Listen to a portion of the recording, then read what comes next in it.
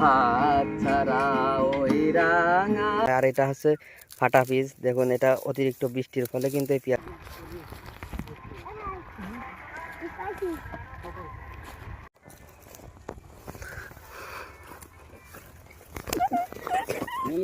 আসসালামু আলাইকুম, আমি এজে রয়েছে আছি আপনাদের সাথে। তো আমি এখন অবস্থান করছি আমাদের গ্রামের মাঠে, খড়িলার বিল। তো দর্শকবৃন্দরা দেখুন, আপনাদের বিলের চারপাশটা একটু আপনাদের প্রদর্শন করে দেখাই। তো আমার সাথে আছে মোহাম্মদ মনির উদ্দিন, খুবই ভালো একজন মানুষ। তো আজকে দেখুন, কালকে কিন্তু আমাদের এদিকে বৃষ্টি হয়েছে কুষ্টিয়া জেলাতে। তো আজকেই দেখুন পেঁয়াজ তোলার রেশ পড়ে গেছে, শুধু চারিদিকে সাদা বস্তা আর বস্তা। বন্ধুরা, আমরা এখন যাচ্ছি মনিরের পেঁয়াজ দেখতে। তো সম্ভবত দু এক বেলার ভিতরে কিন্তু আমাদের এই খড়িলার বিলে যত পেঁয়াজ আছে সব কিন্তু তুলে ফেলবে লোকজন। দেখুন ওদিকে কিন্তু একটা মহিষের গাড়ি আছে, একটু জুম করে দেখাও দর্শক বিন্দুদের। আজকাল কিন্তু দেখাই যায় না, পাশে একটা সূর্য সুন্দর দেখা যাচ্ছে। সবাই কিন্তু একরকম চাষ করে না। দেখুন আমাদের এদিকেও কিছু কিছু কৃষক আছে, দেখুন সেও কিন্তু একটা পেঁয়াজই লাগিয়েছে, এই মানে অল্প কিছু, হয়তো 3-4 শতক ভুঁই।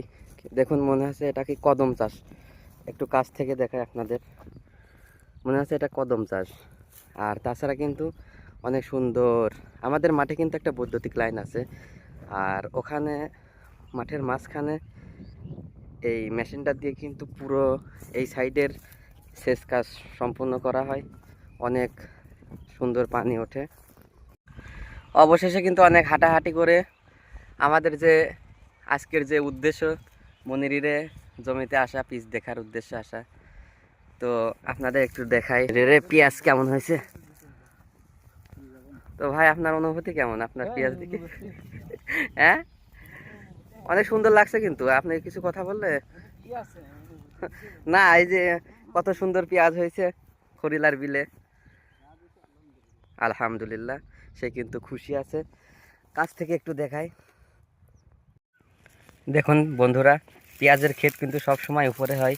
এদিকে একটা আছে এরকম, কতটুকু পরপর পেঁয়াজ লাগানো হয়। আর এটা হচ্ছে ফাটা পিস, দেখুন এটা অতিরিক্ত বৃষ্টির ফলে কিন্তু এই পেঁয়াজটা এরকম ফেটে গিয়েছে। তো আপনাদেরকে চারিদিকে দেখাই কত সুন্দর।